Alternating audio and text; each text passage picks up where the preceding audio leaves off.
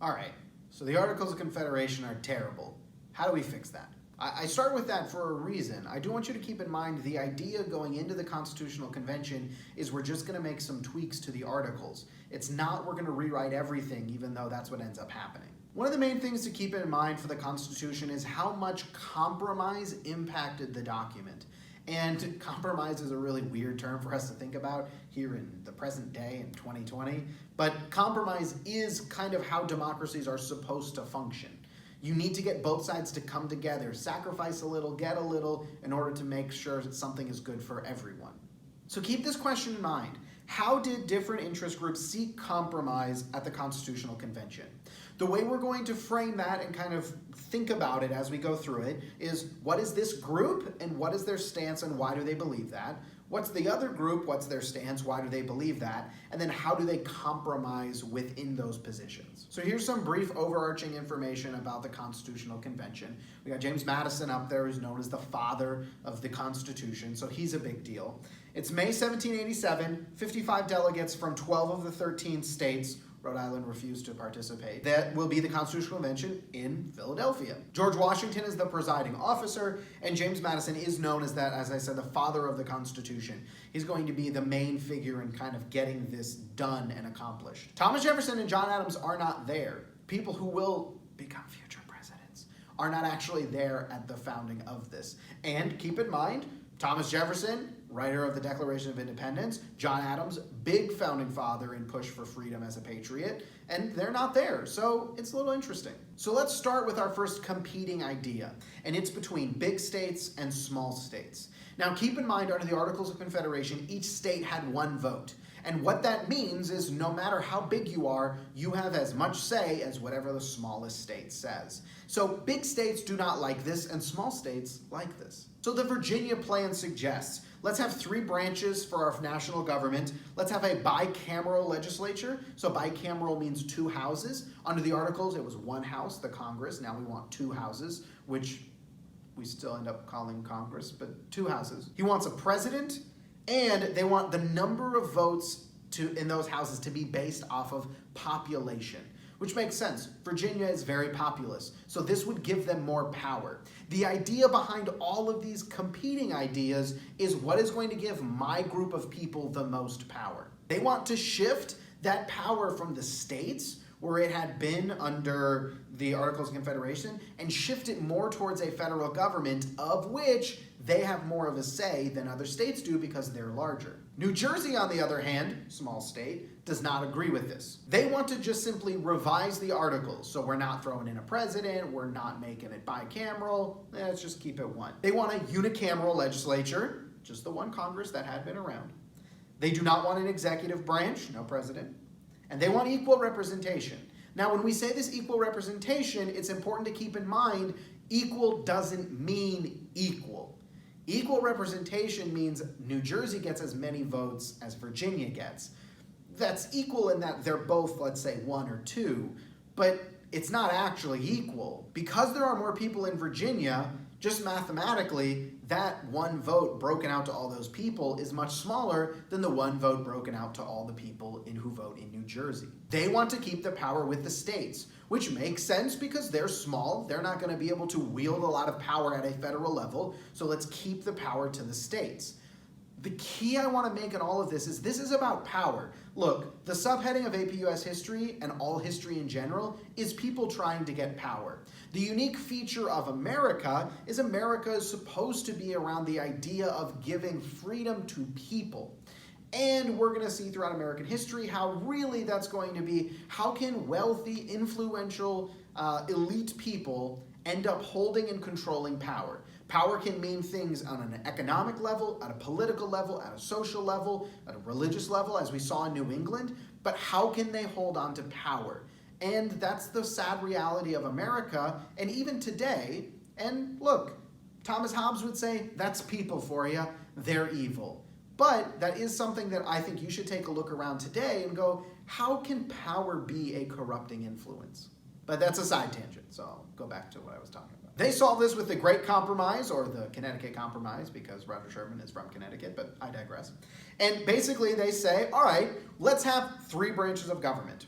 We're going to have a president, a Congress, and we are going to have a Supreme Court, or a judicial level. That Congress, it should be bicameral. There should be two houses. One is going to be a lower house, and one is going to be an upper house.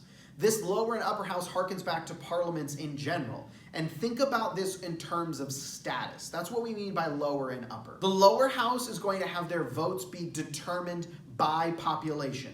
The more people you have, the more representatives you have in what will become the House of Representatives. The upper house, which is going to become the Senate, is going to have an equal amount per state. Now, when we say the different status involved, the House of Representatives, you serve 2-year terms. The Senate, you serve 6-year terms. There's only 100 senators, 2 from each state. There are a whole lot more representatives.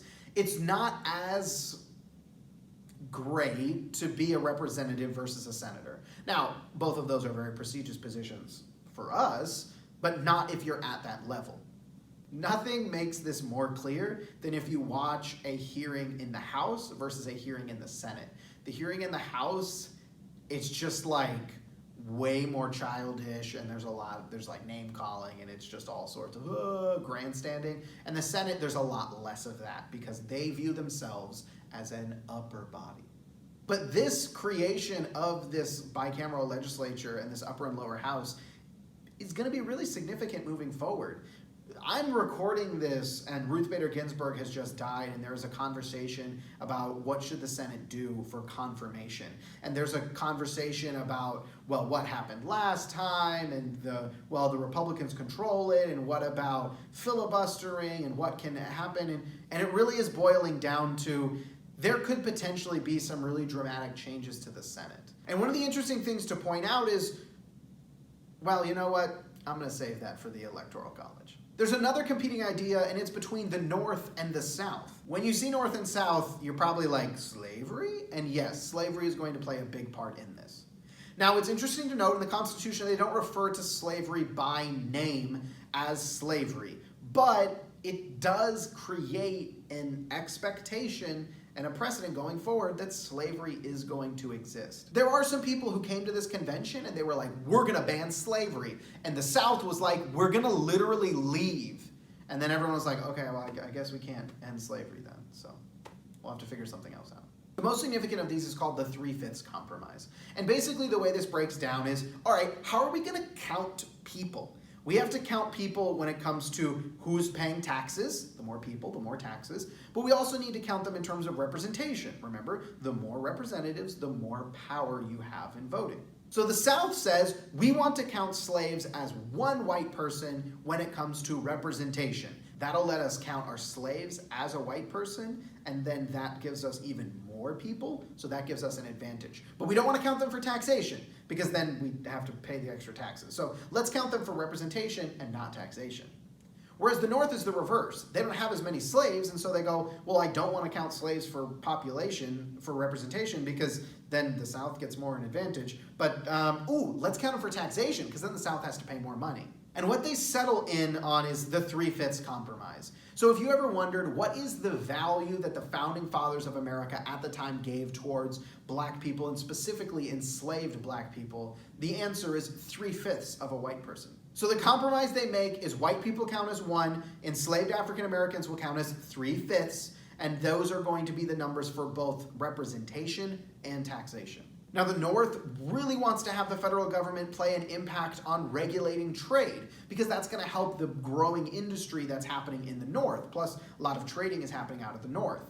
The South fears that. They're worried that that is going to lead to an interfering with the slave trade, which would obviously hurt the South. They also are worried about the potential tax issues or tariffs that could be implemented, which would hurt them. They don't like that. So the compromise is Congress will get the power to regulate trade.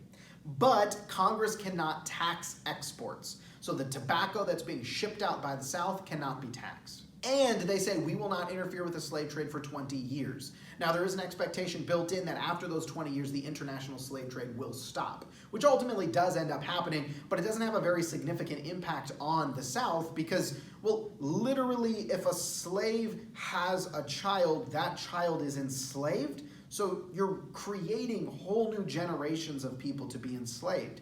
And at some point, the international slave trade isn't worth it. But this issue is not going to go away.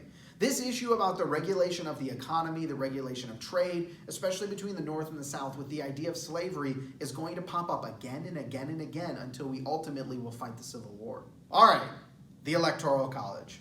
One of the problems facing the new Constitution is, all right, how are we going to pick these people? Specifically, how are we going to pick the president? And the fundamental concern that people like Alexander Hamilton have is they go, well, I think regular people are stupid. I don't think they're educated. I don't think they're learned. I think they make horrible decisions. So you know what? We shouldn't let them make decisions. But there is this whole pesky part of the revolution that was, we think there should be no taxation without representation. It's kind of weird to all of a sudden make there be no representation. So there's a couple options. Do we have Congress choose, or do we have the people choose? And the compromise they get is what will become known as the Electoral College. Basically, each state, depending upon how large they are, has a different number of electoral votes. You need to win a majority of those electoral votes in order to win the presidency. When the Constitution is created, those electoral votes sit at the state level. And the state governments are going to pick the electors who will go cast those votes. What we have since switched to is the people in the state vote, and then those electoral votes go to the winner of that popular vote. Technically, some states allow their electors to change their mind. They're not beholden to the vote of the people, but we're seeing the Supreme Court change that and eliminate those potential ways for electors to just do whatever they want. But this puts a buffer in between the true people, right? If we just polled everyone in the country, and breaks it up into those state-by-state levels. When we look at this in kind of the modern era, the reality is there's only so many states that really change their mind from Republican to Democrat that often. Those are called swing states. For instance, California, they're going to vote Democrat in 2020. New York's going to vote Democrat. Montana's going to vote Republican.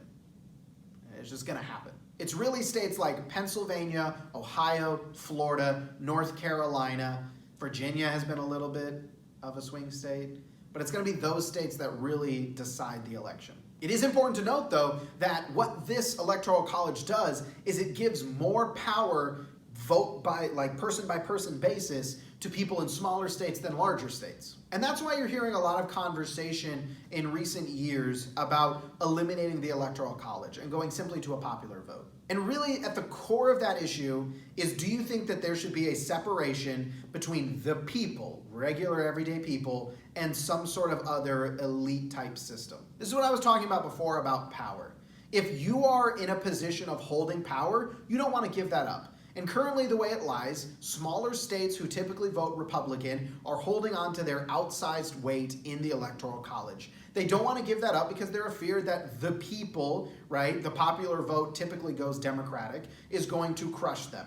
And they're worried about losing the potential power they have. Whereas you see another group of people, the people who are going to be advantaged by a popular vote, saying that, well, we want to have that power, and that power truly should lie with the people. Regardless of how you personally feel about this, what lies at heart is the power. Who is going to get to make these decisions?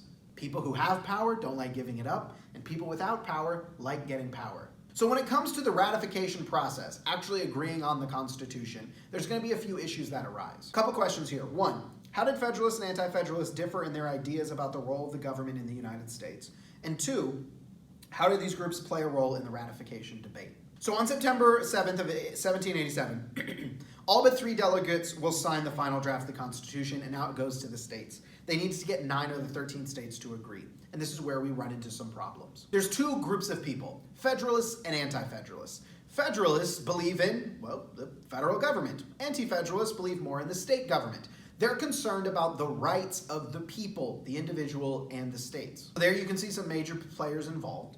And basically what you're going to see happen is people like really Alexander Hamilton, but then you have James Madison, also John Jay, writing what are called the Federalist Papers, where basically they're going out in the newspaper, in pamphlets, and they're trying to convince the American people why we need a stronger federal government. Which is an ask. I mean, think about it. We literally just left a really strong federal government, and now we're like, we need to make our federal government stronger. People are hesitant to support that. So they have to lay out the reasons why this should function, how it's going to function, and how it's still going to protect the rights of the people. The Anti-Federalists also write anti-federalist papers, not really as significant because obviously the Constitution passes, but they're very concerned about the potential of the federal government to get too much power. And it's important to keep in mind, the Federalists and the Anti-Federalists do not have a view of the power of the federal government the same as we do today. So what do the framers need to get in order to get this passed? And it's going to be called the Bill of Rights. The Bill of Rights are the first 10 amendments to the Constitution, which outline the rights that you as an individual have and includes rights that the state will have. That's what the Anti-Federalists want in order to agree to the Constitution. Now, the Federalists would say, we already knew you had those rights. We just don't need to include it. And the Anti-Federalists are like, nope, write it down because I do not trust you and I think that you will come for these later. And that's what we have all our conversations around. The First Amendment, the Second Amendment, all of these future amendments that get added which bolster and solidify your rights as individuals.